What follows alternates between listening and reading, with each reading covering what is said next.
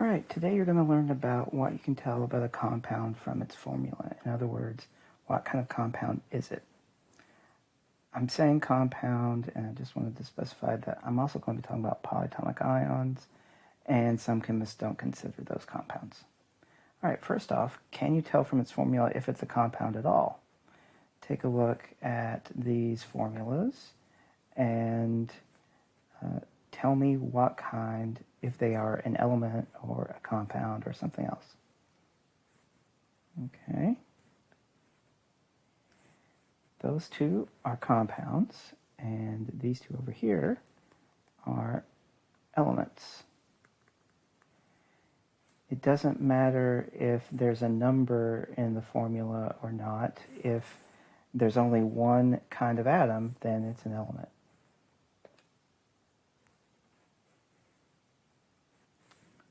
Okay. Another thing we can tell from a formula is the compound ionic or covalent? So a covalent or molecular compound, as you probably know, will be composed of nonmetals or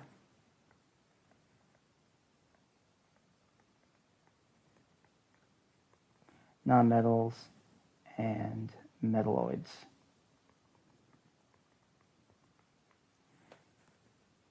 For example, CO2, carbon, and oxygen are both nonmetals. Silicon dioxide, which is the compound that makes up quartz, is made of a metalloid, silicon, and a nonmetal, oxygen. All right, if it's ionic, it contains a metal and a nonmetal.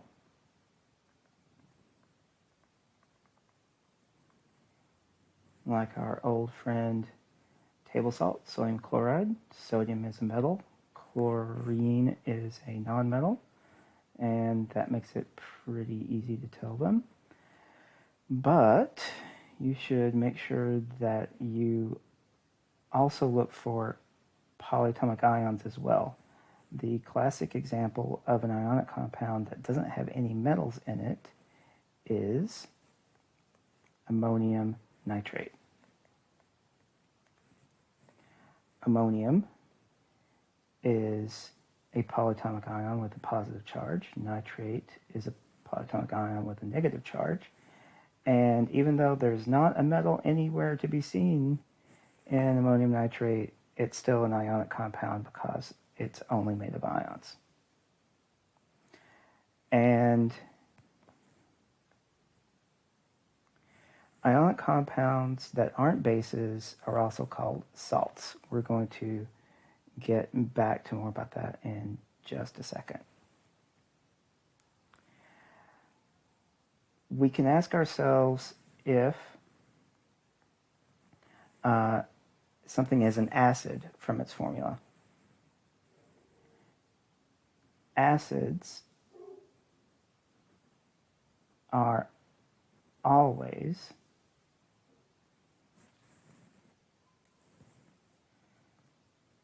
molecular compounds. So you will never see an ionic compound being an acid. Although you might see an acidic polyatomic ion, but we won't talk about that right now.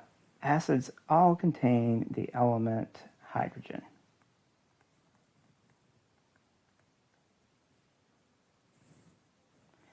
And that's because, and this is a side note, but if you haven't already made a note somewhere about this, you should.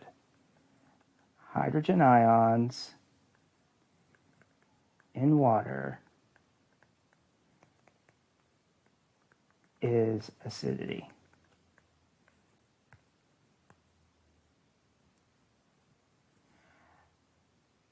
That is an important thing to know for the rest of the year, and in fact, if you're taking biology, it's important to know for that. Hydrogen ions, in other words, H plus ions in water is what actually makes anything an acid. That's a very important note to know. Okay, so if hydrogen ions in water's acidity, all acids must contain hydrogen. For example, these sort of, just like NaCl is the quintessential ionic compound, sort of the quintessential acid is hydrochloric acid, HCl. Oh, they don't actually have that written right, do they? That should be a lowercase l.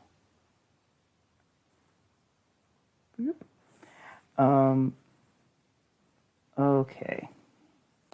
So acid formulas, therefore, begin with hydrogen, or they end with the acidic functional group,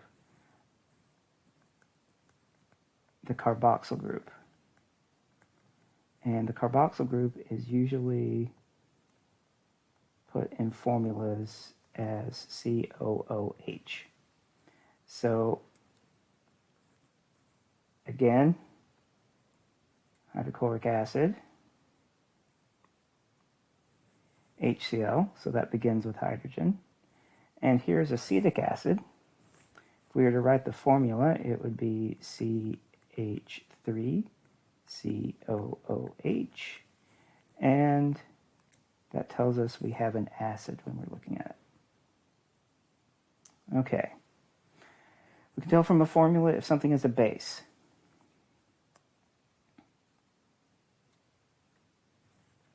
All right, ignore the little magic there. Hydroxides are ionic bases. What's a hydroxide? A hydroxide is any ionic compound that contains the hydroxide ion. Hydroxide is OH1 minus. The classic ionic base is sodium hydroxide. It is also called lye, Lye, or caustic soda. And it's a base because if acidity is hydrogen ions, being a base is something that takes hydrogen ions away. So the OH minus in sodium hydroxide can combine with a hydrogen ion and become water. That's what makes it a base. Okay. Ammonia is a molecular base. You just need to remember ammonia. You should also know that ammonia is NH3. So, as I said, anything that will take up a hydrogen ion is a base. So we can add a hydrogen ion to ammonia, and we get ammonium. So NH3 plus hydrogen ions gives us NH41 plus.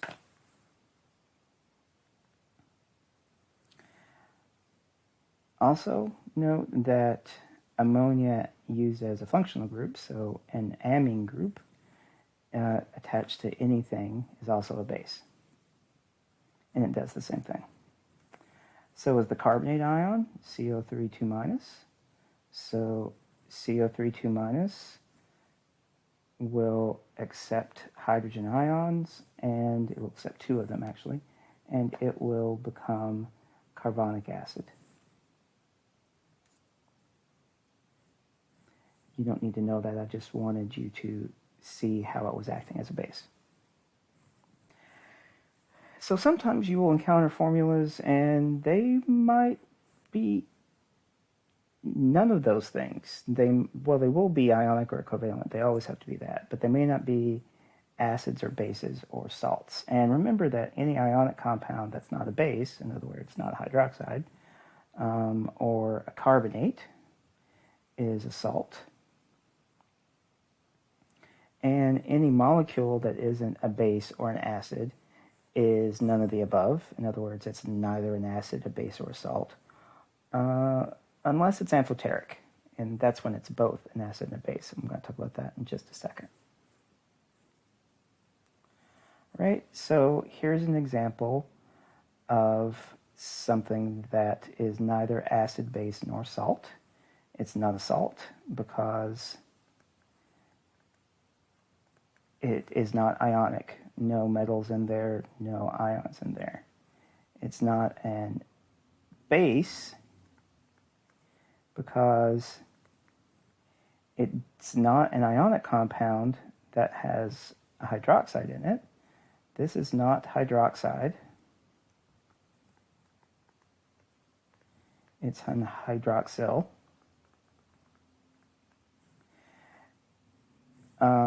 So it's also not a carboxyl, COOH. So it's not an organic acid, it's not an ionic base. This is just plain old ethanol. It's an alcohol, and it is none of the above. It's neither a salt, which is an ionic compound, and it's not an acid, and it's not a base. Some things can be amphoteric.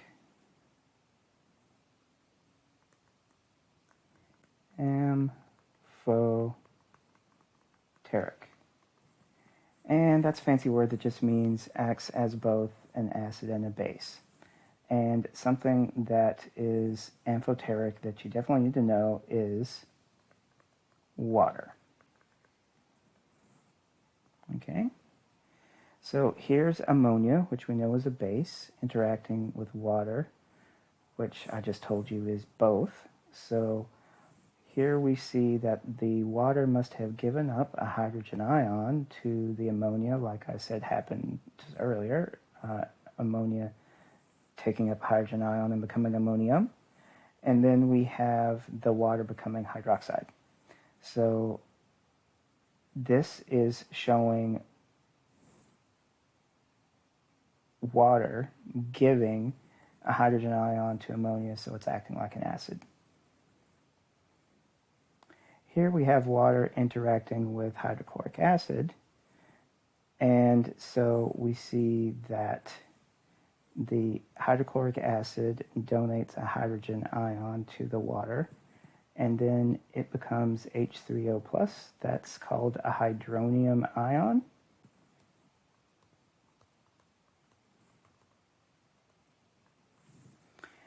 And so that means that you've had water accept a hydrogen ion and act as a base. So water can do either of those things. One last thing that you need to know that is amphoteric is the bicarbonate ion, which is HCO3 1-.